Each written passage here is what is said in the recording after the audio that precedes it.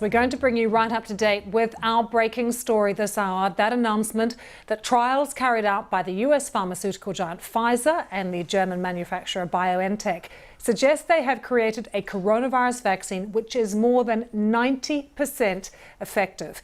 Our health correspondent Anna Collinson joins me now. Anna, we've been hearing from the CEO of Pfizer saying this is a great day for science and humanity and a significant step forward. It feels that way, is it? Yes, definitely. It definitely feels like a huge milestone. You know, with these vaccines, they're one of the greatest tools that we have to get out of the lockdown restrictions that some of us are living in, the social distancing, not being able to see our loved ones. The vaccines are seen as a tool to help us get there. And this is a huge moment. So this vaccine has jointly been developed by the US Drugs Corporation, Pfizer, and the German company BioNTech. And the studies enrolled more than 43,000 people from across 6 different countries. And they say the vaccine so far, as part of ongoing trials, is 90% effective in preventing COVID infections. And they say there's no serious safety concerns, but they do have to keep collecting data. These 2 companies are now calling for the ability to have emergency licensing so they can get this vaccine out to the general public as quickly as possible, ideally before Christmas. I mean, that is the big question. What needs to happen now so that it can become available quickly? Well, while this data is extremely encouraging, and this does feel like an extremely positive moment, the trials are still ongoing. And what's most important with when you are thinking about a vaccine is safety. There are also lots of caveats that come with this vaccine. So, for example, it's reported the vaccine would need to be kept at minus 80 degrees. So there are issues about how you would roll this out to places, you know, we're talking about in England, NHS England are talking about preparing GPs and pharmacists to administer a vaccine. How are they going to be able to store that vaccine at minus? There's not enough cold storage available. Well, exactly. How are you going to get that out across the globe to everywhere and have that stored appropriately? You're also battling attitudes. Certain people don't want to be vaccinated. They don't trust it. They don't believe in it. And also, it's also important to point out that this vaccine probably, almost certainly, won't work for everyone. Multiple different types of vaccines will be needed, like what we see with the seasonal flu, for example. And also, it just won't work for some people, so other measures will still be needed. So when they say it's 90% effective, have they broken that down? Does that mean across every age group? Because obviously there's more concern for the elderly and the vulnerable. So what we have at the moment, and as you know, this story's only broken in the last hour or so, is they are saying 90% across the board. But they have covered a wide range of groups of people, people as young as 16, people with HIV and hepatitis C. And they've covered people from across 6 different countries. So they do have a real overview of what's going on. But another question that often springs up when we're talking about vaccine, how long would it be effective for? Do we know that? Well, again, this is it. You know, they're trialling a vaccine that up until now, it's however old, you know, it could be working up to this point, but we don't know. So it's all about trying to get as much data as possible and being as hopeful as possible, getting it out as quickly as possible and testing and making it sure it's as safe as possible. But yeah, the hope is that it would deal with the symptoms. The concern is it may not completely tackle the infection. Okay, Anna, stay with us. We're going to bring in Dr. Sophie Harman, who is Global Health Expert and Professor of International Politics at Queen Mary University, London. Sophie, your reaction to this news from Pfizer? Well, of course, it's very exciting. I think, you know, the world has been waiting for this vaccine. So I think it's a testament to how pharmaceutical companies, scientists, governments have been working together. However, let's not get carried away. As your correspondent was just saying, there is an issue of safety, scale. We still don't know a lot about it, but there is a pause for thought. This does come with some cautions, though. This shouldn't be a reason for us to take, you know, the foot off the pedal in terms of getting the basics right around tracking the virus, test and trace and things like that. We still need those. Vaccines are not a silver bullet.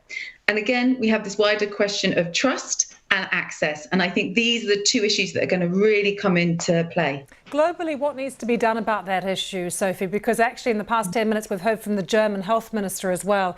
And he has said we're really going to need a high level of acceptance of a vaccine like this for it to be effective. What can the health professionals, governments do to, you know, ensure that that exists amongst the public? Well, this is a huge challenge. And I think the one thing is there is goodwill towards science and public health. So trying to increase transparency around the trials. I think having a lot of volunteers participate also helps, so people can understand that this isn't science happening somewhere in a laboratory. It involves us as citizens as well. But of course, it's about countering these false narratives around concerns around vaccines. It's about not necessarily dismissing people, but meeting where their kind of unease is and trying to explain it. It's also about community mobilizing. So we know that in previous anti-vaccination issues, actually building trust within community among community leaders is huge.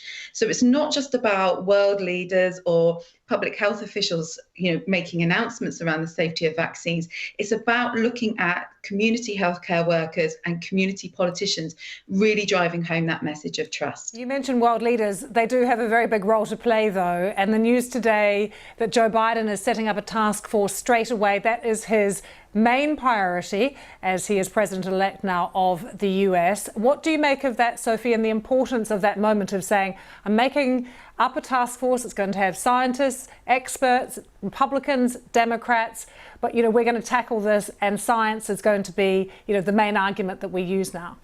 Yeah, absolutely. So Joe Biden was consistent on the campaign trail that he was going to follow the science. And, day one as president-elect, or working day one, he's come out with this task force. Now, remember, there were scientists and public health officials on Trump's task force for COVID-19, but it was led by Vice President Mike Pence. Not the case with Biden. He's got 3 scientists and public health officials leading this. And not only that, he's saying, right, you tell me what to do, I'm going to follow you. Now, that's not the whole case, because, of course, Biden is going to have to do some really sophisticated political bipartisan support to back his plan. We know that the US is divided. We saw that with the election results. And if he's going to get his strategy to have Americans wear masks as a mandatory intervention, he is going to need to get the Republicans on side. Will it also just help, though, Sophie, in terms of global cooperation around tackling the pandemic if we have Joe Biden in charge in the White House? His attitude, for instance, towards the WHO and other organisations just may change the whole tone of discussion? Oh, yes, very much so. So I think on Saturday, you could probably hear the sigh of relief coming from Geneva, from the World Health Organization, that Biden was going to become president-elect. He has been very explicit in saying that he will recommit the US to the World Health Organization, but he has also noted that the WHO is not without its flaws. So he's going to be a supporter of it, but this doesn't mean that he's not going to be a critical supporter of the WHO. But really, when it comes to global health security, we're seeing a reset to 2016. We're seeing Global Health Security Directorate reset up in the White House, more money towards the Centers for Disease Control, and as you say, a commitment to multilateral institutions like the WHO. What's going to be important is to see what Biden does around COVAX. Now, COVAX is the organization around vaccines and ensuring equitable access to vaccines in low and middle income countries. Trump has shown very little interest in that, so let's see what Biden says. Dr. Sophie Harmon, great to have you with us. Thanks so much for joining us. Sophie, they're talking about COVAX. I wanted to ask you as well, Anna, about availability and distribution of the Pfizer vaccine. It's not the only one in development. There are other vaccines. Bring us up to date in terms of where they are at, and then what happens? Which countries get which vaccine? How does that whole process work? Yeah, sure. So, there's hundreds of vaccines sort of in the pipeline, and around 12 that are at this stage. And Pfizer's the one that sort of beat those other to the post with this big announcement today. Another vaccine that has been in the running, particularly the UK's had their eye on, is a vaccine from the University of Oxford and AstraZeneca. Now, they are all in a similar stage to Pfizer. And as I say, as the data from Pfizer is looking particularly encouraging, we still have to wait to the end of this trial to see how that turns out. And it's the same with the other vaccines that are also in the pipeline. So as I say, this vaccine has sort of taken the lead at this point, but it could be that as time goes on, other ones overtake, that certain vaccines are more useful for treating a certain type of people, a certain group of people. So it's really still so much to play for, but a huge moment. Thank you so much for being with us, Anna, and I will let you get back to looking into what's happening with this Pfizer vaccine. We'll bring you more as soon as we get it, but certainly a very big moment in terms of tackling the pandemic.